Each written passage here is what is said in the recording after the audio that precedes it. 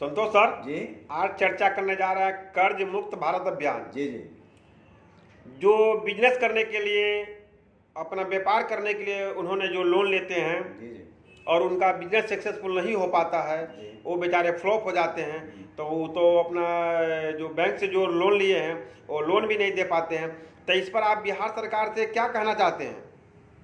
सबसे पहले हम बिहार सरकार से भी कहना चाहते हैं और भारत सरकार से भी कहना चाहते हैं कि लोन लेने के लिए लोग ले लेते हैं कि हम धंधा करेंगे, बिजनेस करेंगे, लेकिन 100% अगर 100 लोग लोन लेता है तो उसमें 5 लोग सक्सेसफुल होते हैं बिजनेस में, 95% लोग फ्लॉप कर जाते हैं।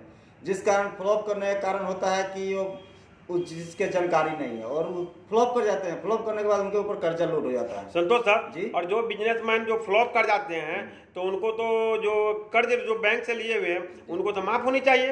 हाँ, ये इसी पर हम आपसे चर्चा कर रहे हैं कि जो भी बैंक से कर्ज लेते हैं तो बैंक क्या करती है कि उनको डिफॉल्टर में डाल देती है, ओडी लगा देती है कि दूसरा बैंक फिर उसको लोन देती नहीं है।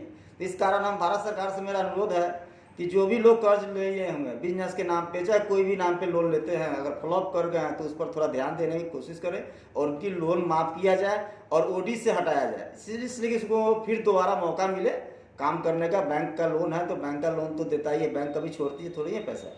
अगर 10 लाख लेती है तो लेती है पैसा। कभी किसी को कोई बैंक हो चाहे कोई आम आदमी हो, अगर कोई भी आदमी पैसा देता है किसी को कर्ज तो छोड़ता नहीं है, 2 रुपया हो या 2 करोड़ हो।